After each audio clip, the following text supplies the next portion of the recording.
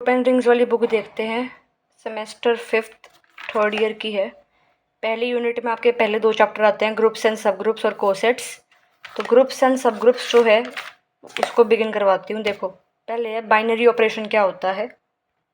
तो देखो अगर मान लो मैं एक सेट ले लूँ, इसमें एलिमेंट ले लूँ ये, ठीक है।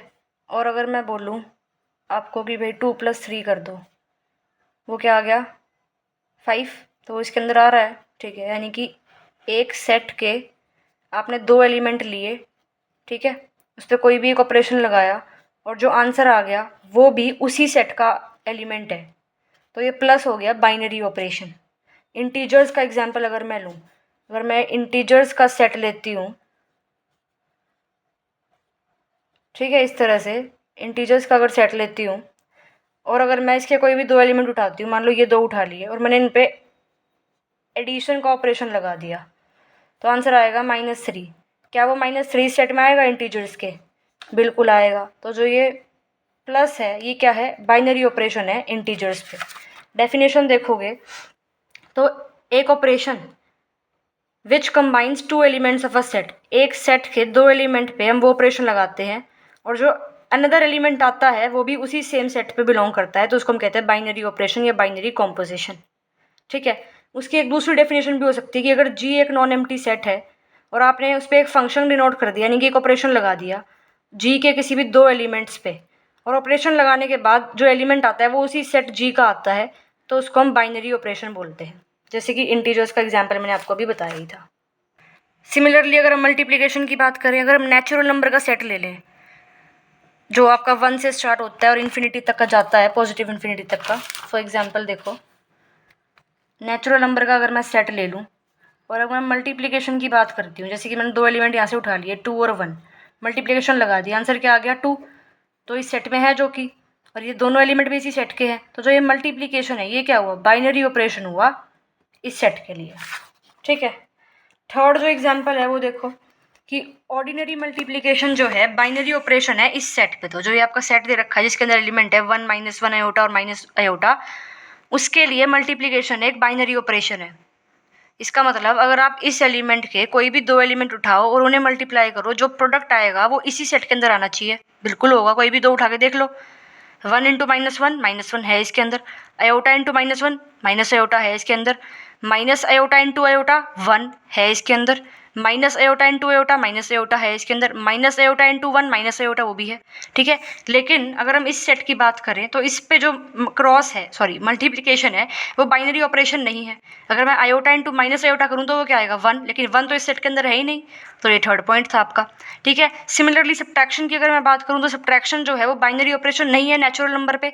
नेचुरल नंबर का नेचुरल नंबर के 2 एलिमेंट उठाओ, मान लो 2 और 3 उठा लिए, सब्ट्रैक्ट कर दो, 2 - 3 करो, -1 आएगा। -1 नेचुरल नंबर के सेट में है नहीं है, तो माइनस जो है वो बाइनरी ऑपरेशन नहीं है नेचुरल नंबर्स के लिए, ठीक है। सिमिलरली आपको एक ये मैट्रिक्स का एग्जांपल दे रखा है कि भाई मैट्रिक्स एडिशन और मैट्रिक्स मल्टीप्लिकेशन बाइनरी ऑपरेशन है इस सेट एम पे। जो ये सेट एम है ना, ये क्या है आपका, जितनी भी मैट्रिक्स बनती है 2 × 2 की उसका सेट है, जितनी भी बनती है, क्योंकि ए बी सी डी की वैल्यू कुछ भी हो सकती है।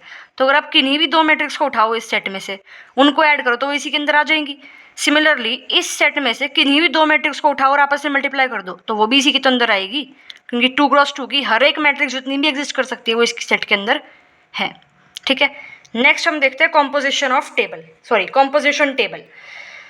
तो कॉम्पोजिशन टेबल क्या होता है, मान लो एक सेट मैंने मान लिया जी जिसके अंदर है 1 ओमेगा और ओमेगा स्क्वायर, और मैं मानती हूँ कि जो मल्टीप्लिकेशन है वो इसका बाइनरी ऑपरेशन है, यानी कि अगर इस सेट के किसी भी 2 एलिमेंट को उठाया और मल्टीप्लाई कर दिया तो जो आंसर आएगा वो इसी के अंदर आना चाहिए, ठीक है।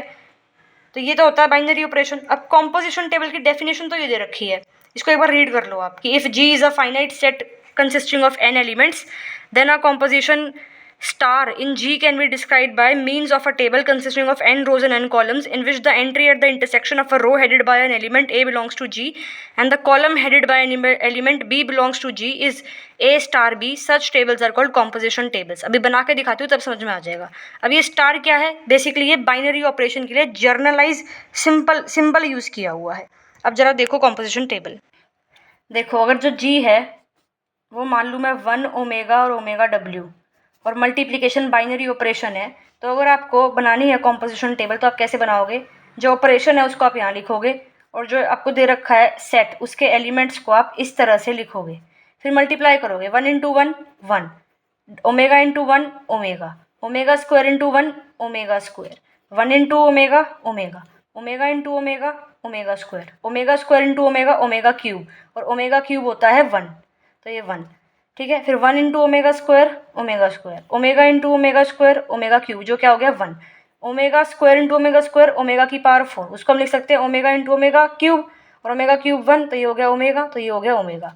यानी कि इस सेट के जितने भी एलिमेंट्स थे उन्होंने आपस से मल्टीप्लाई हमने करके देख लिया, और जो आंसर है वो सिर्फ यही आया है, इसके अलावा कुछ नहीं आया। तो जो ये मल्टीप्लाई है वो 110% बाइनरी ऑपरेशन है इस सेट पे, और जो ये टेबल बनी ना, इस टेबल को हम कहते हैं कॉम्पोजिशन टेबल।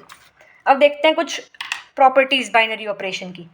क्लोजर प्रॉपर्टी, तो अगर एक नॉन एम्प्टी सेट है जी, ठीक है, और उसके ऊपर अगर हम एक स्टार जो है बाइनरी ऑपरेशन लगाते हैं, ठीक है, और हम बोलेंगे कि जी जो है वो सेटिस्फाई करता है closure property with respect to star, अगर ये कंडीशन फुलफिल होगी। सिमिलरली एसोसिएटिविटी की बात करें तो अगर ये कंडीशन फुलफिल हो रही है तो जी जो है वो बाइनरी ऑपरेशन स्टार के रिस्पेक्ट में एसोसिएटिव है। ये ध्यान रखना, ऐसे नहीं लिखोगे आप कि जी एसोसिएटिव प्रॉपर्टी को होल्ड करता है, नहीं, जिस बाइनरी ऑपरेशन के रिस्पेक्ट में होल्ड करता है ना वैसे लिखते हैं कि जो जी है वो एसोसिएटिव है with respect to binary operation star. Similarly identity element जो है अगर वो इस प्रॉपर्टी को सेटिस्फाई करेगा तो वो आइडेंटिटी एलिमेंट है। अब देखो ज़रा, अगर मैं क्लोजर प्रॉपर्टी की बात करूँ, ठीक है, नेचुरल नंबर का सेट ले लिया, और मैंने कोई भी दो नंबर उठाए नेचुरल के सेट में से, मतलब 2 और 3, उनको ऐड कर दिया, तो 2 और 3 को ऐड करके क्या आ गया 5, ठीक है। तो 2 और 3 कहाँ से उठाए थे, सेट जी से, नेचुरल नंबर के सेट से आया, कहाँ जो आंसर आया वो भी क्या आया, जी में ही आया ऐड करके, तो जो ये है क्लोज्ड हो गया, ठीक है। तो जो नेचुरल नंबर का सेट है वो आपकी क्लोजर प्रॉपर्टी को होल्ड करता है विद रिस्पेक्ट टू प्लस, ऐसे बोलेंगे, ठीक है। अगर हम सब्ट्रैक्शन ले तो यानी कि जी यहाँ पे नेचुरल नंबर का सेट है, नेचुरल नंबर के सेट से दो एलिमेंट उठाए ए और बी, मान लो मैंने उठा लिया 2 और 3, 2 और 3 पे मैंने स्टार ऑपरेशन है सब्ट्रैक्शन का, तो उनको माइनस करा, 2 माइनस 3 करा, आंसर क्या आया -1, तो -1 जी में लाई करता है, नहीं करता, तो इसका मतलब -1 जो है वो विद रिस्पेक्ट टू जो आपका सेट जी है वो with respect to minus closure property को सेटिस्फाई नहीं करता। सिमिलरली एसोसिएटिव प्रॉपर्टी ये केस में है कि भाई सेट जी में से 3 एलिमेंट उठाए, उनको इस ऑर्डर में ऐड कर दिया या इस ऑर्डर में ऐड कर दिया, आंसर बराबर आएगा। तो अगर बराबर आंसर आ गया तो वो एसोसिएटिव है विद रिस्पेक्ट टू प्लस। मान लो हम प्लस करते हैं, भाई 3 एलिमेंट उठा लिए हमने जी सेट में से, या 1 2 3 उठा लिए मान लो, ठीक है, तो 1 प्लस में 2 प्लस 3 अगर कर दिया, या 1 प्लस 2 ऐड करके 3 कर दिया, फिर आंसर इनका बराबर आएगा 6 और 6, ठीक है, तो आंसर बराबर आ गया। तो यानी कि एसोसिएटिव प्रॉपर्टी होल्ड कर दी, किसके रिस्पेक्ट में, कौन सा बाइनरी ऑपरेशन लगाया हमने, प्लस, ठीक है। आइडेंटिटी एलिमेंट की बात करें तो भाई ये वाली प्रॉपर्टी होल्ड होनी चाहिए। अगर एक एलिमेंट में कोई ऐसा नंबर आप प्लस कर रहे हो और वही एलिमेंट आ गया, ठीक है, तो जो ये आपका एलिमेंट है, तो जो आपका ये सेट है, सेट जी,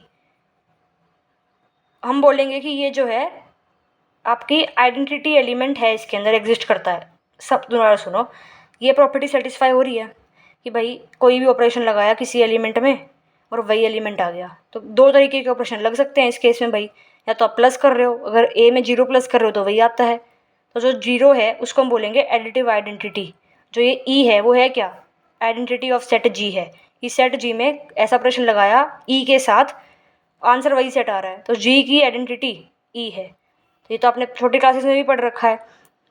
तो 0 एडिटिव आइडेंटिटी है, 1 मल्टीप्लिकेटिव आइडेंटिटी है, और अगर नल मैट्रिक्स करो, एक मैट्रिक्स को नल मैट्रिक्स साथ मल्टीप्लाई करोगे तो वापस से वही मैट्रिक्स आ जाएगी, ऐड करोगे तो वापस से वही मैट्रिक्स आ जाएगी, मल्टीप्लाई नहीं ऐड करोगे तो वापस से वही मैट्रिक्स आ जाएगी, और अगर एक मैट्रिक्स को आइडेंटिटी मैट्रिक्स साथ मल्टीप्लाई करोगे तो वापस से वही मैट्रिक्स आ जाएगी। तो ये तो मैंने छोटी क्लास में पढ़ रखा है। इनवर्स एलिमेंट क्या होता है कि भाई ए का इन्वर्स बी है, बी का इन्वर्स ए है, ठीक है, बेसिकली जो ये ई है इसको हम बोलते हैं आइडेंटिटी ऑफ जी। 5 का एडिटिव इनवर्स क्या है? -5। 5 और -5 करोगे तो 0 आ जाएगा। ठीक है, 5 का मल्टीप्लिकेटिव इनवर्स क्या है? 1/5। 1/5 इंटू 5 करोगे तो 1 आ जाएगा। ये भी छोटी क्लास में पढ़ रखा है। कॉम्यूटेटिव प्रॉपर्टी कि भाई अगर ये आना चाहिए 2 मल्टीप्लाई बाय 3 कर रहे हो, क्या आ रहा है वो 3 मल्टीप्लाई बाय 2, तो क्या कहेंगे जो सेट जी है वो आपका कॉम्यूटेटिव प्रॉपर्टी को होल्ड करता है with respect to multiplication, with respect to plus भी होल्ड करेगा। ठीक है, डिस्ट्रीब्यूटिव प्रॉपर्टी देखें तो अगर जी एक नॉन एम्प्टी सेट है दो with two operations addition and multiplication such that ये चीज़ है, और ए बी सी सेट ए में से उठाया हमने तो जी जो है सेटिस्फाई करेगा डिस्ट्रीब्यूटिव प्रॉपर्टी को।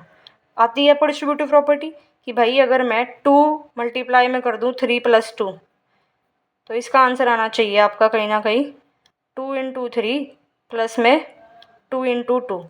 इसको ऐसे ही तो मल्टीप्लाई करते हो तो ये 2 आ गया, यहाँ पे 5 आ गया, 10 आ गया इस साइड आंसर। इधर क्या आ गया 3 × 2 = 6, 2 × 2 = 4, यहाँ भी 10 आ गया। तो आंसर दोनों साइड बराबर है। तो डिस्ट्रीब्यूटिव प्रॉपर्टी जो है ये होल्ड करता है आपका। ठीक है, बाकी अगली वीडियो में देखते हैं।